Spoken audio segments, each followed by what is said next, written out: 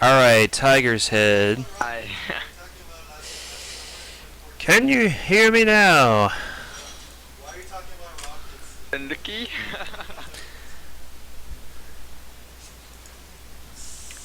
I'm telling you, sometimes I'm too smart for my own good.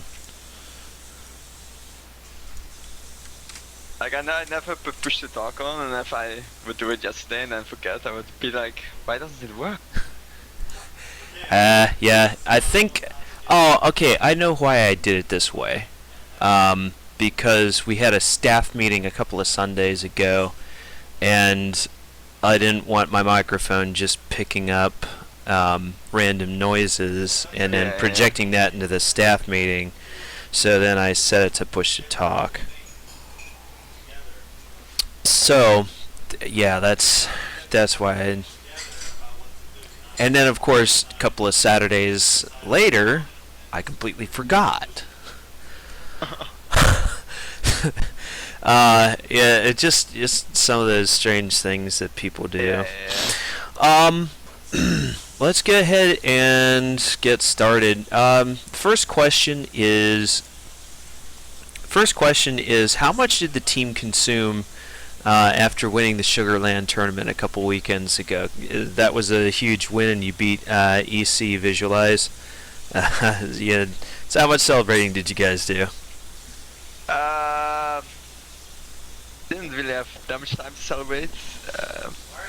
Oh, you had to run out for like 5 minutes to the pub, grab a beer, drink it, and then head back for scrims or something like that. On the Sunday, we were all pretty tired after the games, so pretty much just wanted to go home.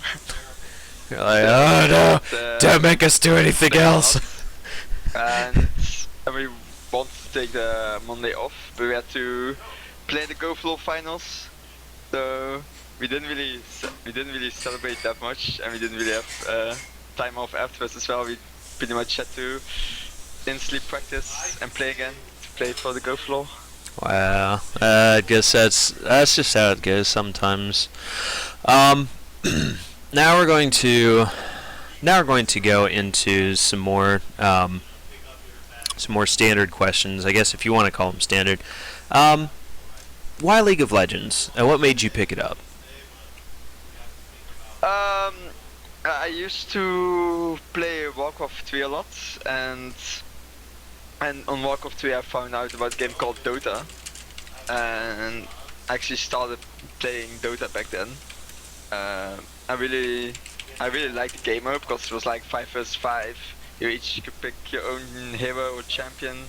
That was unique, and it was just fun being able, all the guys with your own skill. I always liked games that could showcase your skill to beat other opponents.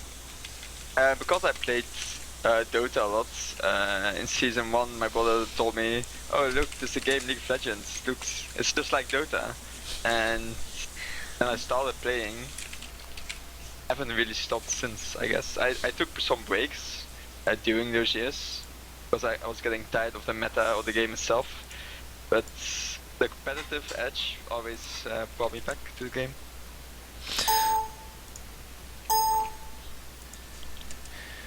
Alright, so why go to the AD carry spot, and what made you gravitate towards that role?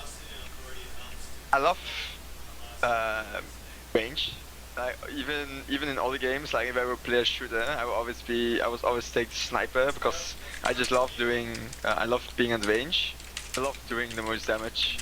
I'm never really a guy that plays a tank. Like I was always the guy that would just go a damage class, damage roll, and just stack as much damage as I can, and someone always do the most damage. And with the AD carry roll, I felt that those two combine really well. And if you had the choice, what would you do to change the AD carry role, or is there nothing that can be done to change it? It's fine where it is right now.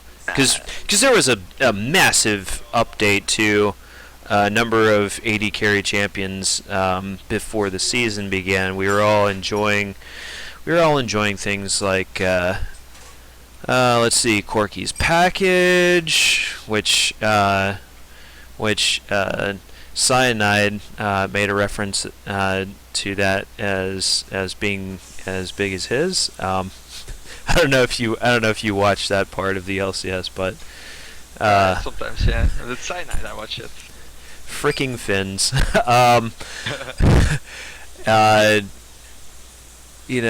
But if there was a champion, or certain aspects of AD carries that you could change or tweak, and what would it be? Or haven't you been able to find anything yet? The thing about AD carries, like, we had a marksman update, but like, in my opinion, AD carries aren't marksmen, because all the good marksmen are being played in other walls. So like the AD carries, just you just play like Lucien and now Caitlyn and some Tristan and stuff. Like, AD carries aren't really marksmen, because all the strong marksmen aren't played on bot lane. And like, I don't know, it's really hard for us right now, because in the next patch as well, they're gonna nerf Mercurial Scimitar, they're gonna nerf QSS. So I don't really know what has to change, but like, the tanks, I don't really think there's really a problem with AD carries. I think the problem with the other walls that are too strong. Like, the top laners just build pure tank and just straight up kill AD carries. Like, we either lack damage or we lack survivability. That might be an issue with the wall itself, or there might be an issue with the other walls being stronger than the AD carry wall. Yeah, I get the feeling. That the Sunfire Cape, the Iceborne Gauntlet. The Iceborne Gauntlet is ridiculous. And Spirit Visage too. Even though that's more for surviving against mid laners, and say Nidalee coming out of the jungle chucking spears at you. Yeah, it's just, we see all of that, and then top lane Echo, for example, is ridiculous at the moment. And then you have the very top heavy meta. And then you look at the AD carries, and Riot says, "Oh yeah, by the way, we're nerfing Mercsim, we're nerfing the QSS, we're also nerfing Maw after we nerfed it previously." And like, as somebody who plays AD carry, I don't get to do it often, but when I do get to do it, I take a look at the available items, and I keep in mind that update coming in, and just, how is this going to help? AD carries now have to survive not just the mid game, but now the early game as well, and even the late game is now really, really iffy. It's almost as if Riot is saying, okay, now you have to pick Jhin and Caitlyn, because if you pick any other champion, you're just not gonna survive. That's what it feels like to me. I don't know if you're thinking the same thing. Yeah, the problem with it is the items are being abused by marksmen, but not the marksmen played on bot lane, but like the Grace Kindred. Mars just way too broken on them. Cyrus Gage was also nerfed because of them, because it was built on marksmen. Like, they're gonna nerf QSS now because they don't like it being built on top lane to counter the trend of Fiora. So like, they're nerfing everything that the AD carries use, not because of AD carries, nerfing it because other walls can abuse it as well. So they like have to find a way to, like, they have to like Hurricane, an item that they can only be used by ranged champions. They have to like make items that maybe can only be used by AD carries, so it can't be abused by the different walls, because that's the biggest issue right now. The items that we like, the good items, defensive items that we use, like the champions like Grace and Kindred, can abuse even harder. But that gets. Yeah, I will confess, it was so strange for me seeing Graves jungle, Graves top. I remember that in in game 1 against TSM in the semifinals, Immortal's top laner Huni picked Lucien in the top lane. And when the pick came in, I thought, okay, it's gonna, they're going with a fairly standard composition. And then the other picks came in. I said, what? Lucien top lane? Please, please, Huni. please, no. Huni, we know that you like carries. This is not one of those things that you want to do, man. And then the pick came through, and then we watched Immortals start at the Baron and then just go on tilt for the rest of the series, which was, I confess, hilarious. What was your main challenge in adjusting to being a very squishy, high damage dealer? And that transition it's not the same for everyone. Was there like a defining moment, or was it just kind of one of those gradual transitions over time where you realized, I kind of like being able to stay away from most of the opponents? Like I said, I always liked doing a lot of damage, and problem with doing a lot of damage is that you're mostly squishy. The main issue I have with League of Legends is that tanks do too much damage. So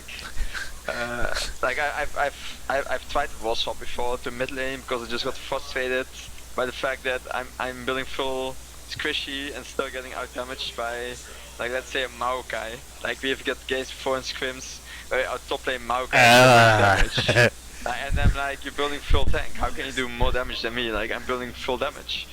So yeah, I it's mean, frustrating. Frozen Gauntlet is technically a tank item, but it destroys everyone. Thank God. The thing is, first item Gauntlet got nerfed, but now you can't really play blue as well anymore because all you used to build was one of the core items.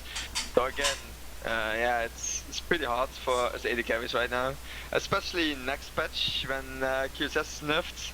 So we can't QSS set ulti anymore. It's be even harder to survive. I think I missed that part of the patch notes. God damn it. That's next patch. It's gonna be next patch. So yeah, it's on PvE right now. Oh, yay. I need to get my PBE account. Well, I 20. I need to get what is it? I need to get the client fixed, because I have a PBE account where I could see all the new stuff. I just can't get into PBE because the client keeps popping up with a bug squash, which is never a good thing. So I've got to get that fixed. For you personally, sports and education experiences, did you have that translated into competitive esports? Some people would talk about certain sports that they did while in school. For others, it was a course of study, certain classes and the way that they were set up that translated well over into esports.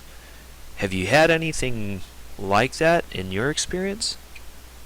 Not really. I've always been.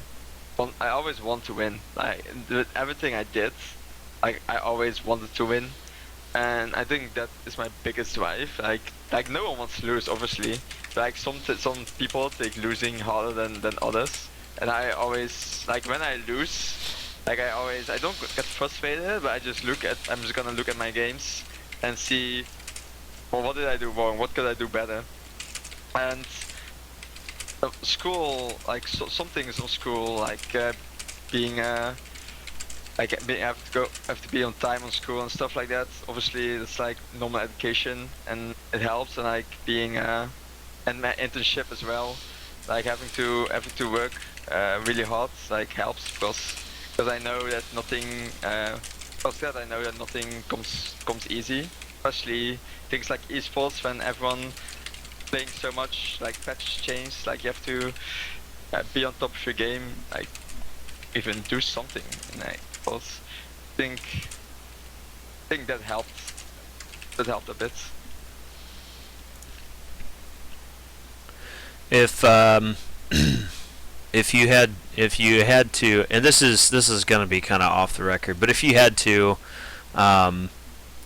go back to your younger self, let's say 5 years ago,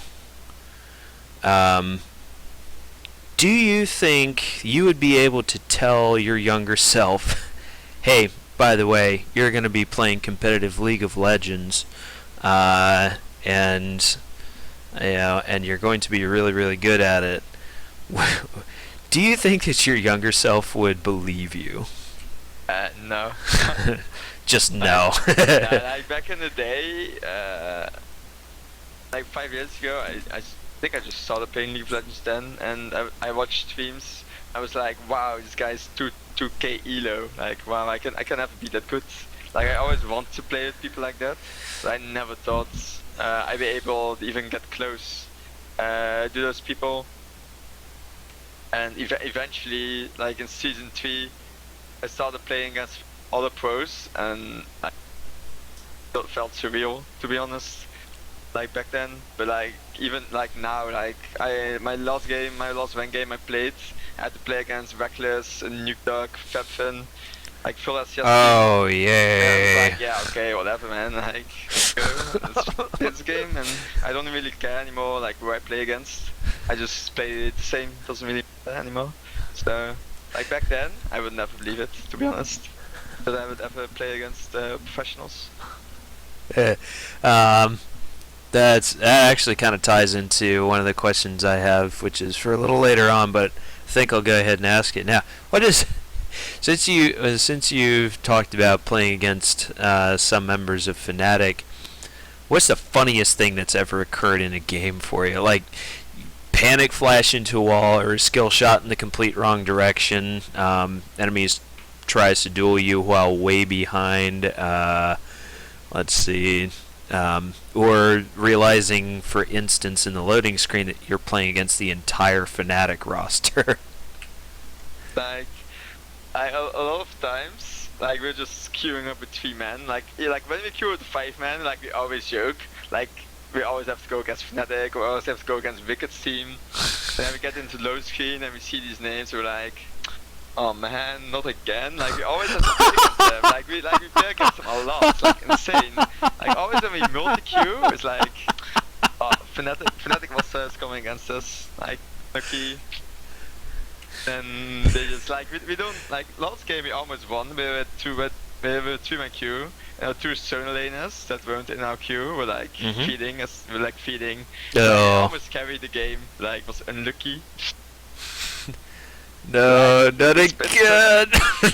Like it's like we lose like 6 LP, so it doesn't really matter that much. Like we're all like challenger, and we're like, yeah, 5-man queue against 3-man queue. It's like balance, boys. Yeah, so that's how high elo works nowadays. I think some of the North American pros are saying the same thing, really. But yeah, now we can't talk about scrims, but with the new dynamic queue system, there's lots of opportunities for teams to get into games. You know, kind of like what you guys are doing, and feed their asses off while laughing hysterically. Have you been able to take advantage of this new queue feature? To just go on a total clown fiesta, or you always go in serious. Okay, we want to get better, and then it's not happening. We're up against Origin. Like of course, like most times we kinda go in like gonna try, especially against teams like that. Or obviously, if you're not gonna try hard, you're gonna automatically lose the game. So yeah, we try hard, but like in general, I don't like it. I'm playing a lot less as well, because it's like frustrating when you're 3-man queuing I'm sorry, my dog is barking a lot. There's probably a stranger in the street or something. That's okay. Yeah, I think my mom's coming home, so that's why he's barking. Oh, dog wants a biscuit. Yeah, like 3-man queuing and then going up against a 5-man is just like not fair. You're never gonna win against a 5-man because you don't have the communication. Like in my opinion, dynamic queue should just go away and solo queue should come back. But like Riot doesn't really agree. But like I think most pros do agree that like dynamic queue should go away. But yeah, I the top think 0.01% that doesn't really matter to Riot Games apparently. So yeah. I'd actually agree. I mean, it's nice to jump into a game and somebody else has curse voice or something, or somebody else has TeamSpeak or whatever. So it's nice to talk to at least one other person just when you're climbing solo queue. But then you run into, like you said, 5-man, and jeez, well, this game's a loss. Again because there's no communication. That was I think one of the biggest advantages of the previous solo queue system was that there was only an opportunity for you to duo queue with one other person. That was it. That's good too. Yeah, and if you wanted to play as an entire 5-man, you could do it, but the chances of you all getting into the game into the same game at the same time were like 1 in a million. Even with TSM, I think like a few seasons ago, they all queued into a game, or at least they tried to. I think there was like one spot left, but it was what, four of them playing together. So It's a lot easier to get into the same games like that. Simply because the player pool is restricted to the players that have gotten that high. Which is appropriate if we think about it. That's true. Like I like the old duo queue system a lot better than this system. Like the issue with this system is if people 5-man dynamic queue spam to challenger, even though one guy is getting carried, if he starts playing solo, he has the MMR of a 750 RP challenges player, even though his solo skill isn't that high. But it's kind of weird that it gets mixed together. Like solo players get mixed together. If people will use 5-man, I don't think that's appropriate at all for a ranking system. Yeah, it's like it. In my opinion, like it'd be great for normal games. Normal games, you're there to just play. But when it came out for ranked play, I was not a big fan because, especially for just climbing the ladder as an individual player. The idea was you're there to get better as an individual, not as a team. If you want to get better as a team, you go to ranked 5s, and you queue up with your entire team and you play against other ranked teams. So the new dynamic queue is I think a lot of people would agree it's really strange. Yeah, only for the majority of the players it's actually good because they can play with friends, but like for the high elo players it's long queue times and fair games because 3 premade versus 5 premade, stuff like that. It's really frustrating. So the high elo challenge players right now just all abuse 5-man dynamic queue. Kind of frustrating to be honest, because we don't really do it. We don't 5-man queue most of the time. Just kind of hey Whippo, you want to play, or Fortunate, you online, or like most of the time we just 3-man queue, like, or sometimes 4-man, but we don't really like 4-man anymore because if you go 4-man, the chances are high that you're going against a 5-man premade. Most time we do either three-man pre-made, because not everyone is online, or we just play solo. And then there's that one unfortunate person, like, guys, I want to be part of this conversation, and then he can't because he feeds his ass off, gets ganked, and ends up 0-3-0 at 10 minutes. Yeah, unlucky, we call that, unlucky. So sad.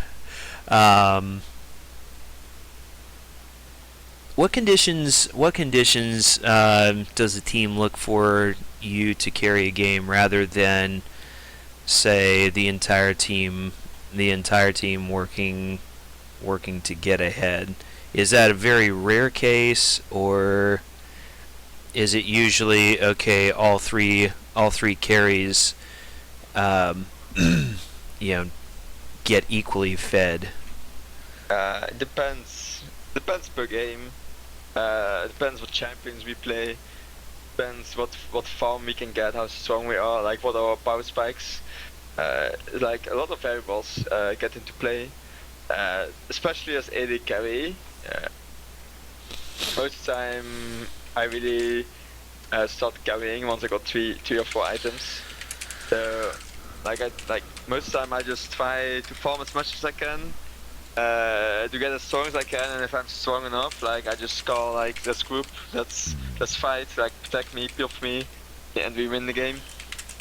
Not often that like just one of us always carries, like we all can carry, and we all carry different games depending on how the game goes and who what champions you play and who gets the most farm.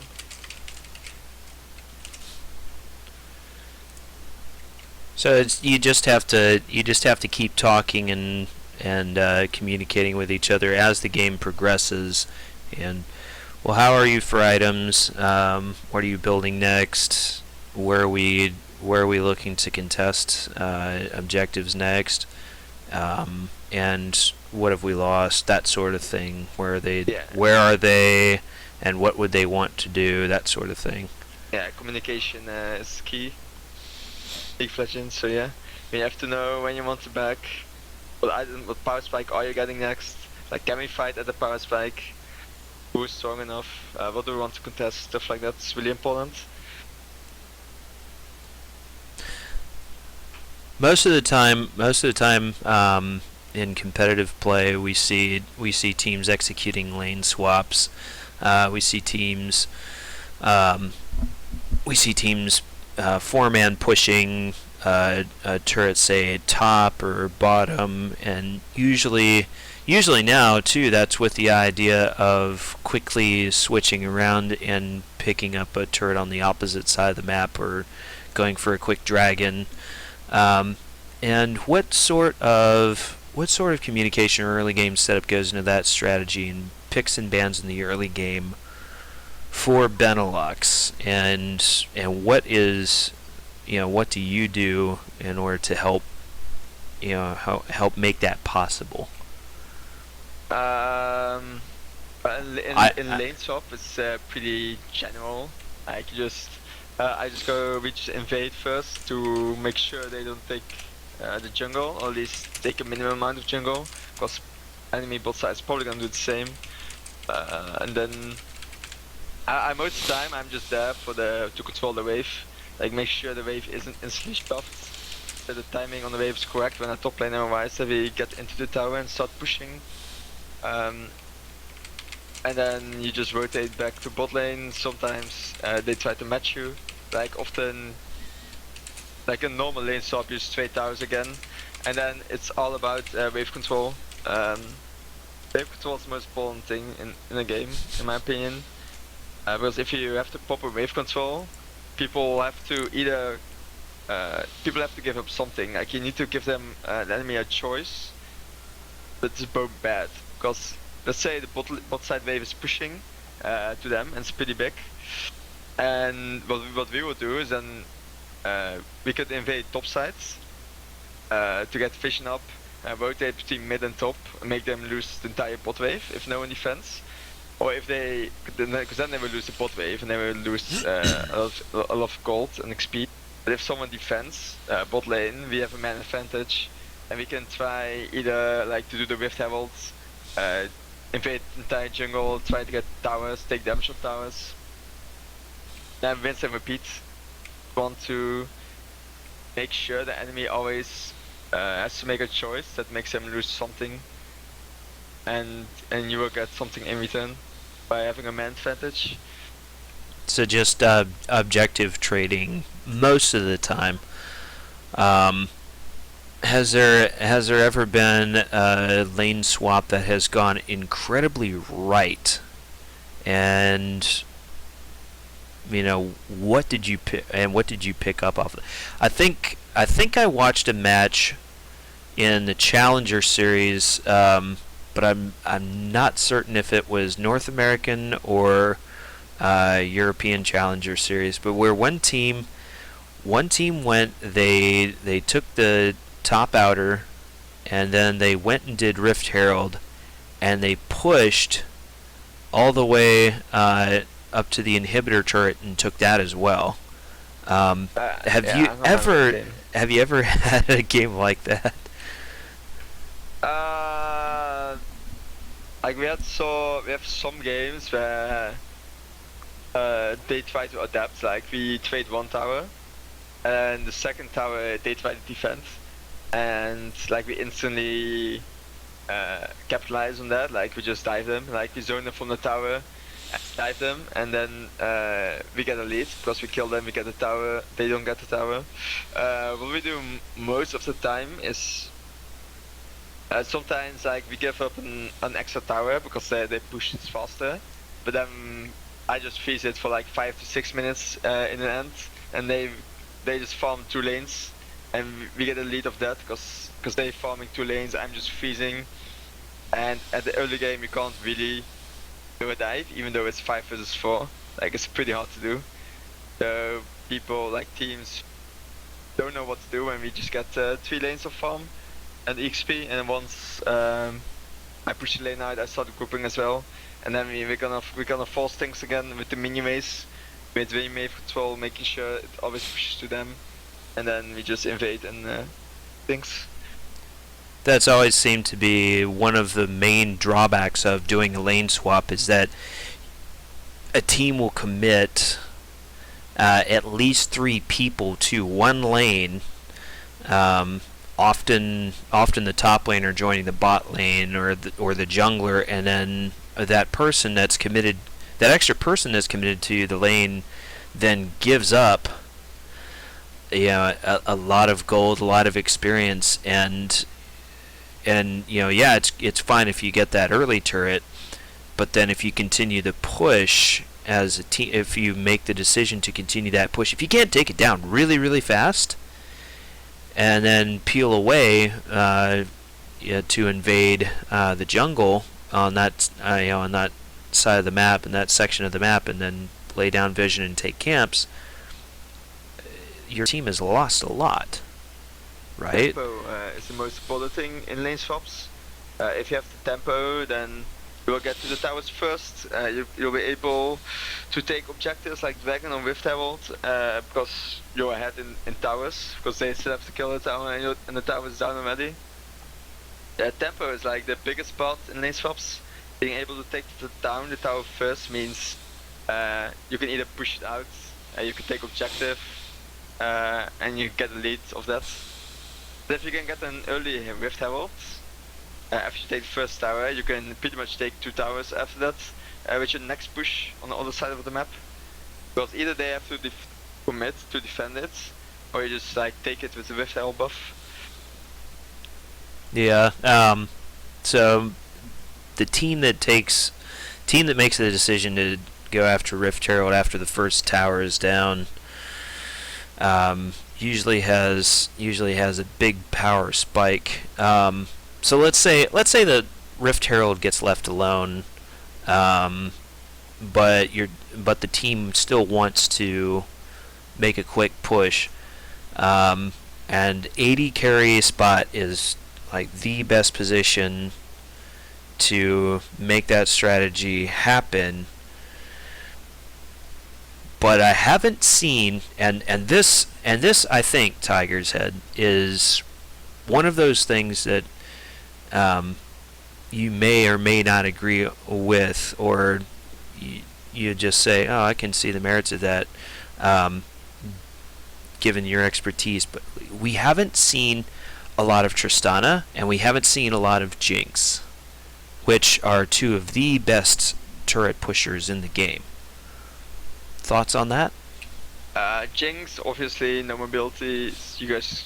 Oh, You can't play Jinx. so sad. Jinx, but you can't play Jinx. Like Maokai, Trundle, Poppy, like all these Echo, all these top laners smack you. So Jinx isn't really an option.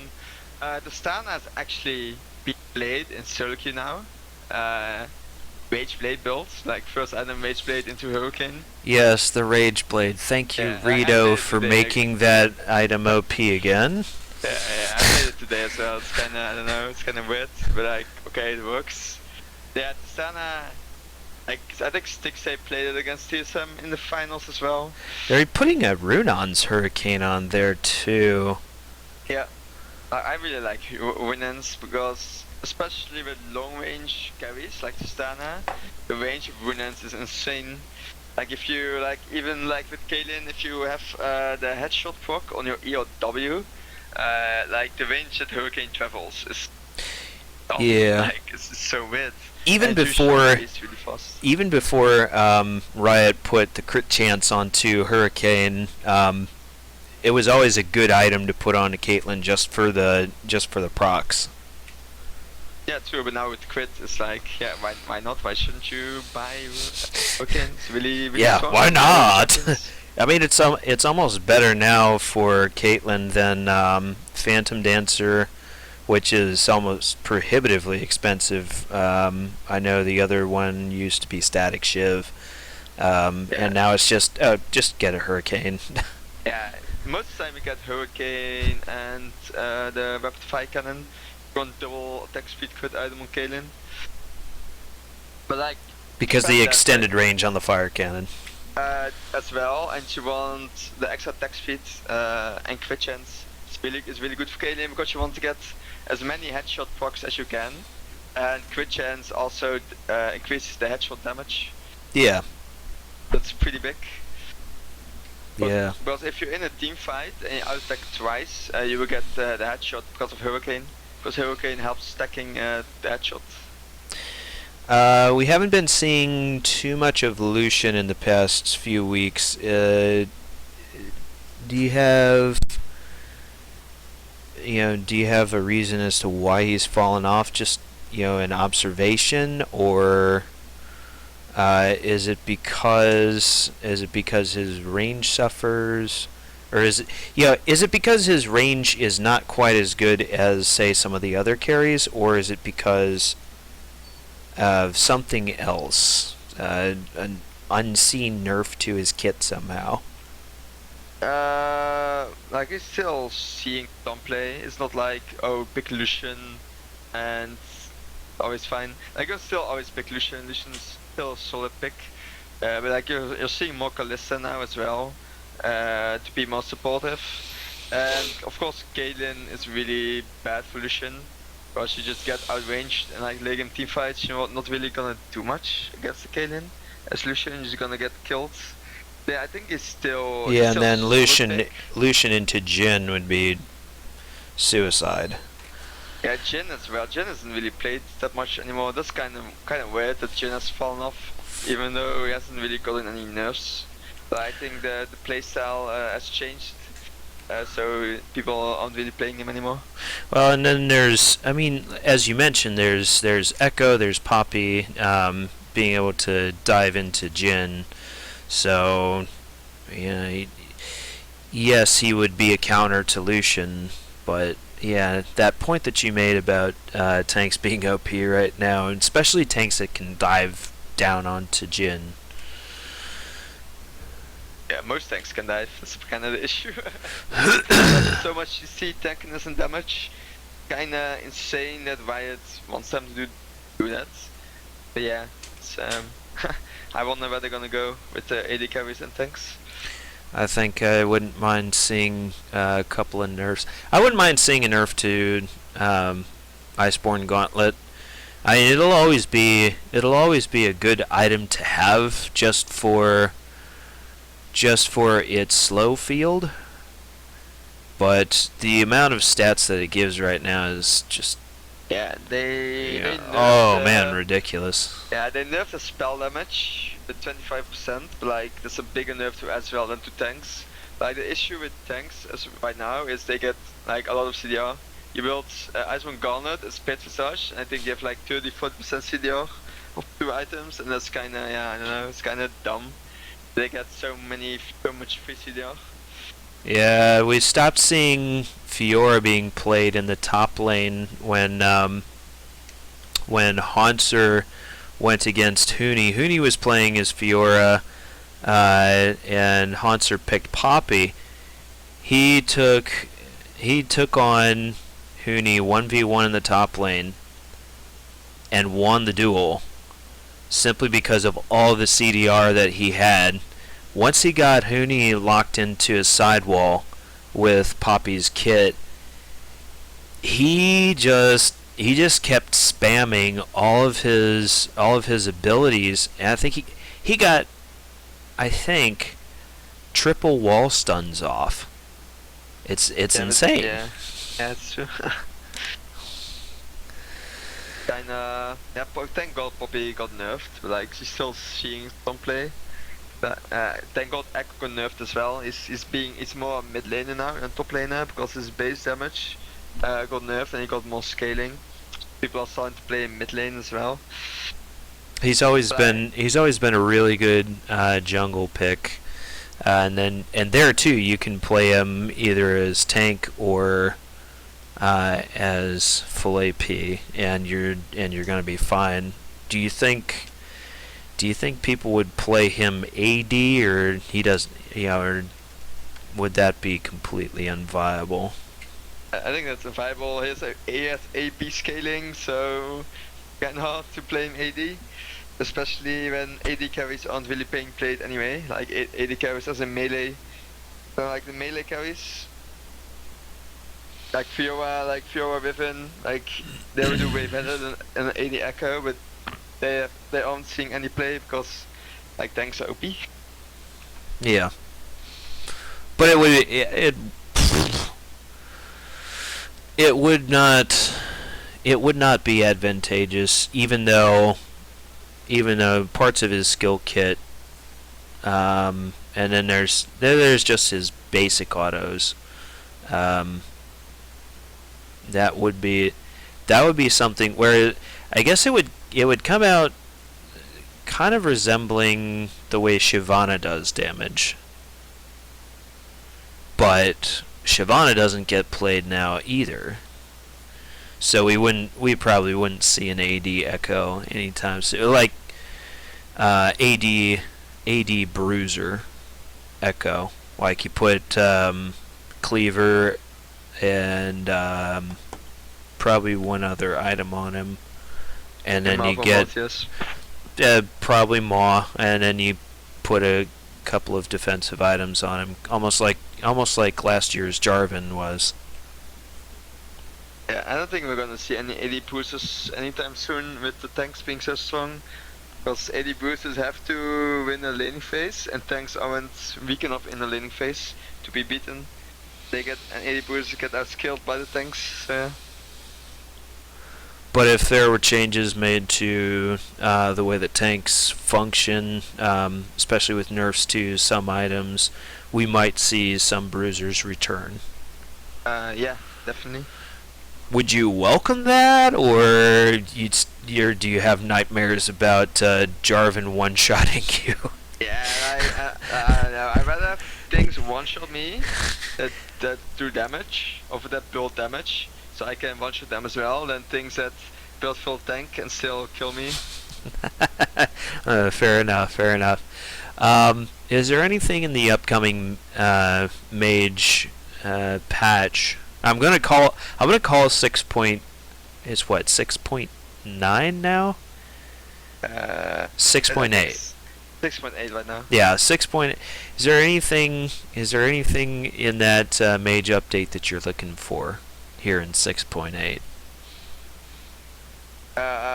I'm just scared that mage is gonna be broken. It's like the big thing. Like I have to ban Zed anyway. Like I ban Zed every game now as well in the MQ. Like next pack is gonna be 100% banned by other people as well. And when mages come out and they are too strong, like all bans. Yeah. Which of these do we remove? Malzahar being able to spawn voidlings at will is yeehaw. I mean, he almost turns into a split pusher now. Yeah, I haven't really read the champion like that much about the mage yet. His old W is being swapped out for the ability to spawn voidlings. I think up to about 3 or 4. Something like that. And of course voidlings I think will go and attack certain. I think the target that Mal's is working on, rather than just wandering off and doing whatever they want to. Makes sense.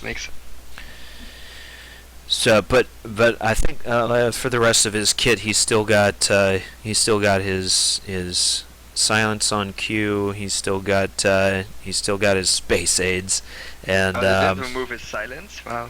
Nah, I don't think they did. And he's still got his ult. Those haven't changed, but his W is different now. Yeah, I think the mages, they're either gonna be broken or they're gonna be bad. But I think there are gonna be a few broken in them, especially with all the mage item updates as well. Because PB isn't really a good testing ground for balance. It's more for bugs. So yeah, we're gonna see. I'm just gonna tell my mid laner to 1v9 games when they're broken, so I can just rips Night Sniper. So yeah, I hope they're not gonna be broken, but like it's the right game, so you never know. Do you think Fortunate will start picking up Zahra again with her changes? I don't know. Like he likes damage dealing supports anyway, so he might he's probably just gonna troll me and start playing mid lanes on support because they might be good. Zahra's got a change to where her passive. I mean, she still changes into plant form and fires out a seed that does true damage when she dies, but her passive now also spawns seeds at seemingly random locations, kind of like Alawi does with her tentacles. So Zahra will have more options, I guess, if you wanna put it that way, where she can turn an area into a deadly garden. Almost, which is why I asked about Fortunate picking up Zahra again. Yeah, I don't know. Like it's really hard to say because we don't know how strong these champions are gonna be, especially with the new item upgrades as well. It's hard to tell if they're gonna be mid lane or support or like not played at all because all the champions are even stronger. So it's just one of those cases of we'll have to play through it, practice certain scenarios with it, and see how that works out. Yeah, pretty much. Fair enough. If there's anything that you can say to the fans of Enigma, which will be rebranded into Sensei here shortly, if there's anything you can say to the fans, what would it be? Thanks for cheering for us. Like at the last LAN, it was fun that people, the fans would sit behind us and cheer for us and congratulate us on the win. That was fun. So thanks for that, and keep cheering for us because we're gonna play in the Challenge Series and in a Dutch league as well. Was kind of gonna be like the LCS, but then for Dutch players. So it's gonna be fun. Good stuff, man. We look forward to seeing you and the rest of the crew in upcoming matches. Thank you again for joining me, and we'll catch you later. Yeah, no problem. Have a good one. Yeah, see ya. User left your channel.